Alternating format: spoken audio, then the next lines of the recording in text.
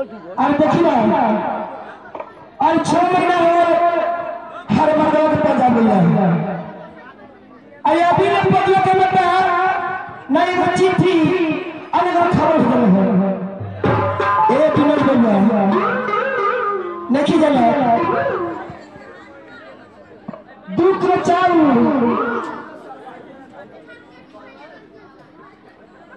250 दाल आधा किलो लिया 100 ग्राम तेल भर पतियों के बेटा ई बताई ना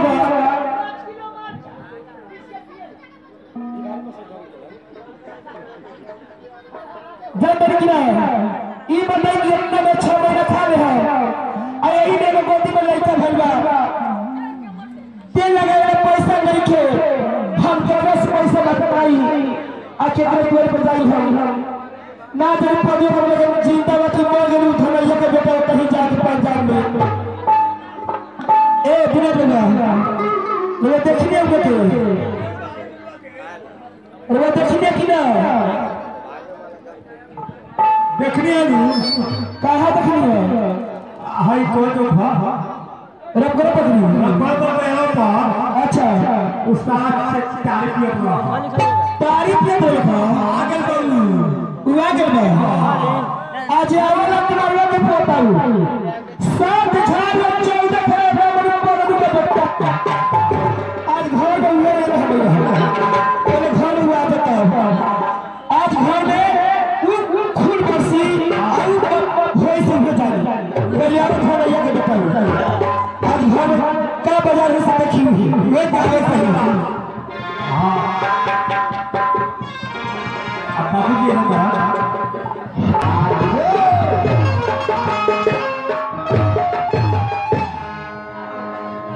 हेलो देखिए जी हम चलते हैं भाई देखिए भैया हम चलते हैं घर कि देखिए कि देखिए कि कोई रास्ता बड़े चले कि गाँव गवार के वाला हूँ कि गाँव गवार के सब चलते हैं भाई चलते हैं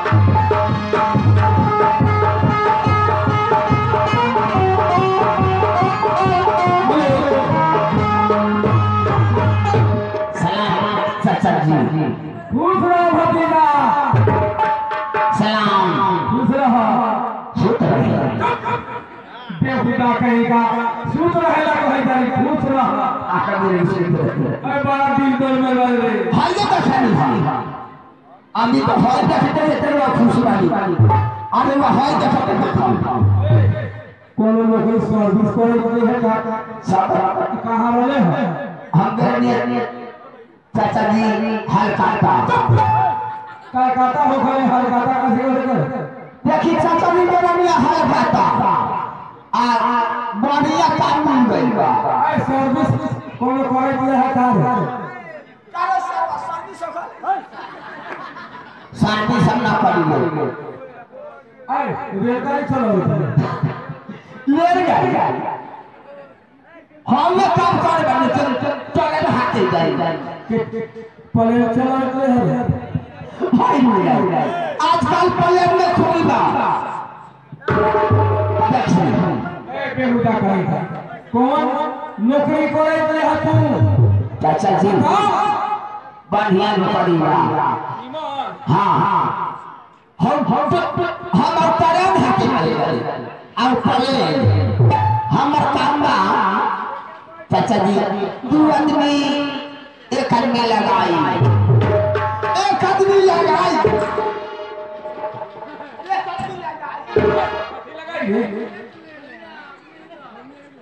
एक आदमी लगाई या दू आदमी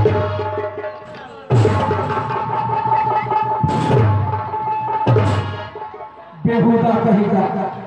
एक आदमी लगाओ नहीं तो दू आदमी भर के चलाओ तो उतर ये भी काटा कौन है ई मिले चाचा जी तो हमरा रुपया वाला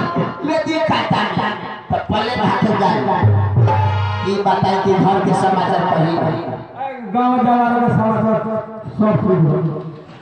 एगो का समाचार खराब था गांव जवान का उठ गए समाचार ठीक बा जी लेकिन एक वो समाचार खराब बा। तोरा शादी का कोई महीना होई बा? हमरा शादी का 3 महीना 3 महीना पर लड़का होई तोरा मेधारू का 3 महीना पर लड़का भेल। हाँ आई बात चाचा जी तब गांव जवार के तोरा पानी छाट के गांव जवार में ई बताई चाचा जी ना पानी ना भर दे गांव जवार के लोग हमार पछुआ बन कौन इनाम में जी पानी ना भर दी पानी छाटा के अरे सब घर के खराब अच्छा ये बताई चाचा जी कि हमरा के गांव जवार के चाचा लोग कैसे रखी कैसे रखी? हां हां यही देखो रखी जवान भाई लेकिन मेधारू के मार के मुआ दे। हाँ बगे चाचा जी हमरा मारे के लिए मारे के लिए लाठी ला चाचा जी ना हमरा मारे के लिए वाला बच्चे से आए का लुड़बा खींचते हैं ले आज खिसिया गई है मार लाठी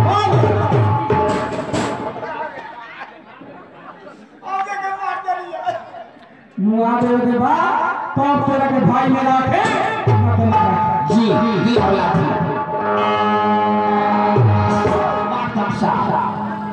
देखिए अब चला तनी घरे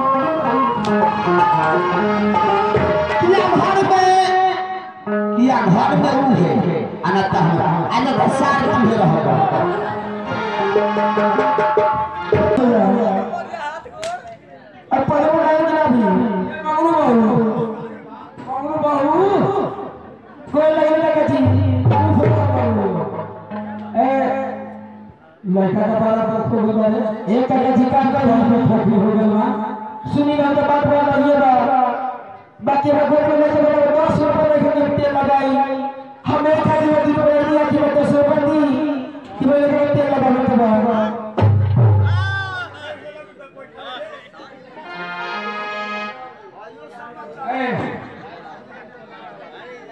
सुन 50 रुपए दे दे हाँ लेकिन आप क्या भाव चाहे दिल्ली जाने वाली थी वो क्या थी कहां मारू है कौन है ए सुन ना हाँ देख लिया होगा ए भोला भाई लोग पिए के लोग भोला भाई लोग हाँ मारू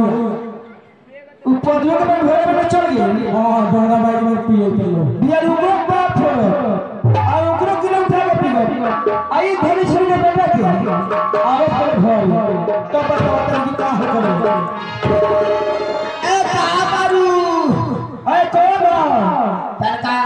फटक हटावा ए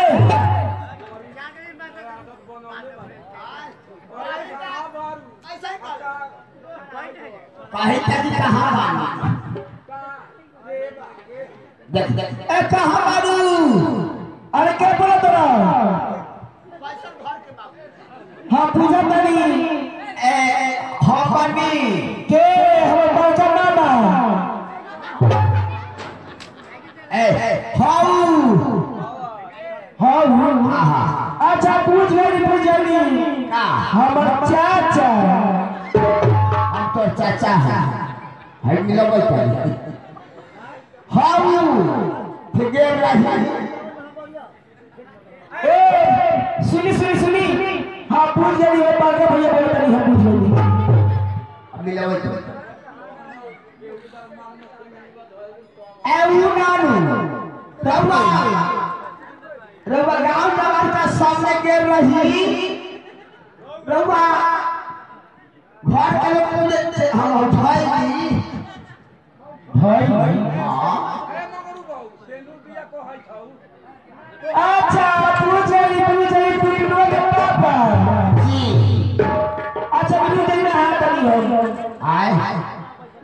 नहीं फाटा खोली आज ठीक भाई केवाड़ी खोल देता नहीं खोली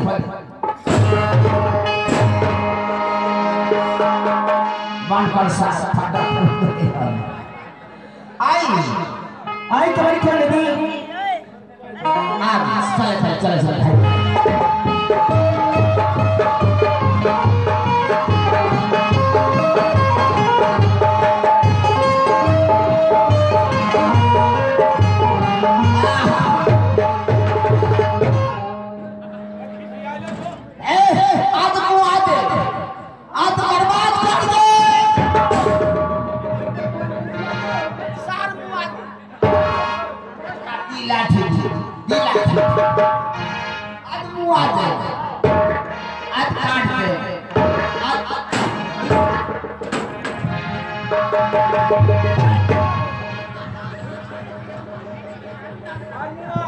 आज बात कर दिया मेरे बाबू का सोने पर गिर गया देखी कितना निर्हारू होता घर है लक्ष्मी घर देखी हाँ तोरे खानदान में बाबा कर के गोड़ लागल हमारा खानदान में ना लागल देखी बाप मातारी के गोड़ लागला पर कोई फल ना हो आए के मेहरी हुंफा के मार के 10 को धाम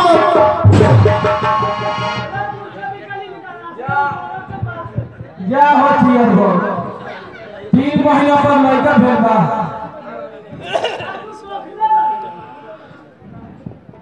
देखी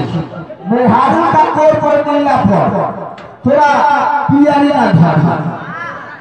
डोंटिस ना धरी आहे रे एगो टीवीओ ना धरी अपा मातारी का गोड़ पर मिलबो पियारी धर आहे रे बड़ में दिए ऐसे नहीं ई बता कि वो किस क्या कह रहे हो ई बता किसे ई बताने की है काठी है नहीं खेले ना रोड बेटा मनवा बेटा हाँ बाहर बेटा हाँ ना रोड बेटा रोटी में सरकार पिला देगा तो पकड़ देता है कवन तोर भातार पिलेगा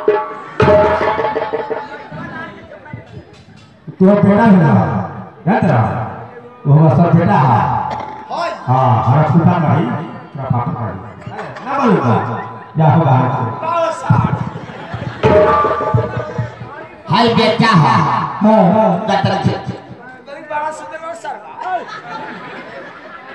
लकड़ी चला जाओ तो पकड़ बोला नू गटर चला अरे तो कैसे ये बेटा भाई पकड़ लिया ना आज ले कहियो बेटा न खिलाड़ी सार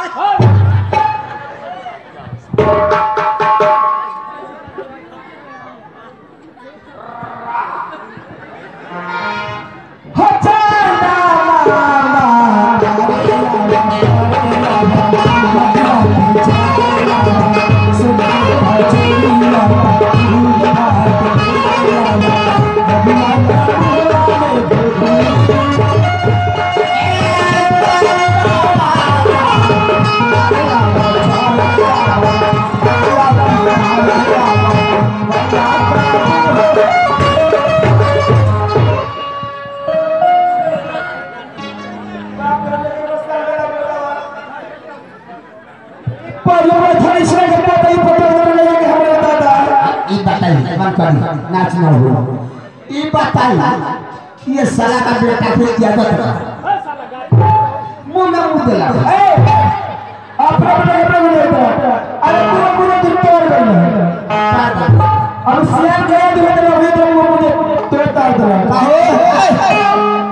तोरो बेटा तेरा मुंह में मुंह ले रहा है अरे चाहता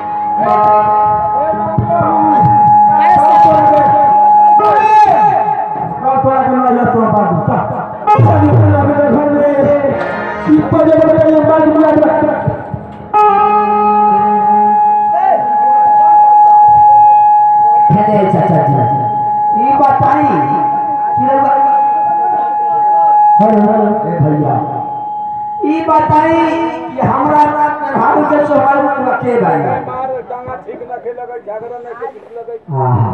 झगड़ा आई बताई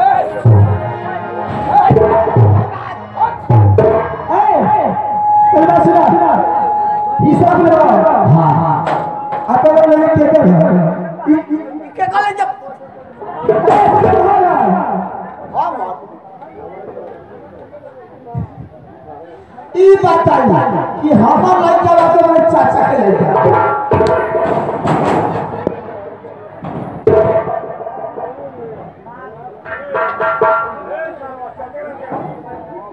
ई बताई कि लड़का कहां के हमरा लड़का नहीं है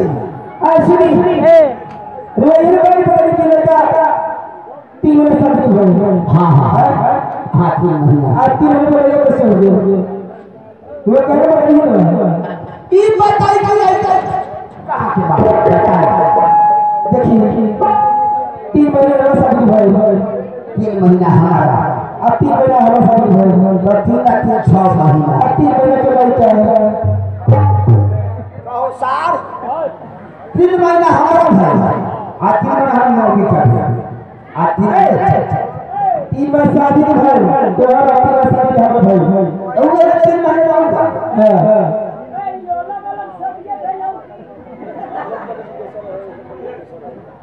देख सुनी हमर पंडित जी रह समर चैया के आये कर पंडित जी रह हुआ के ई लगा सब भर देगा आ देखिए हमारे बिलाव की अलगे गई आये का बिलाव की अलगे गई आ 3 महीने के लड़का है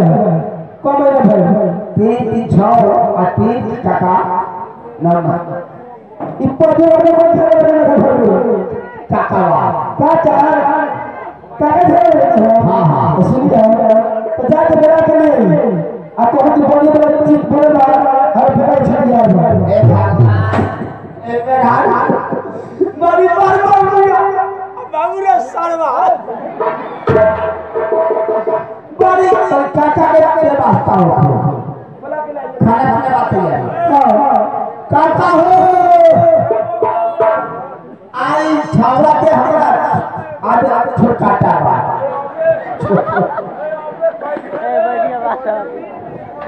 आई की गांव जवान के सब आएगा अपना ही अगर बाकी वाली की आई खाना खाना खा ली बाबू आए अभी अरवा चार के भात काकाओ कब अरवा चार के भात छोड़िए खिया आए छोटा भी जो उसमें चल को तो बा तो कचरा भी बार कचौड़ी में गांव बोल हम माफ कर ओ क्या कचरा बच गया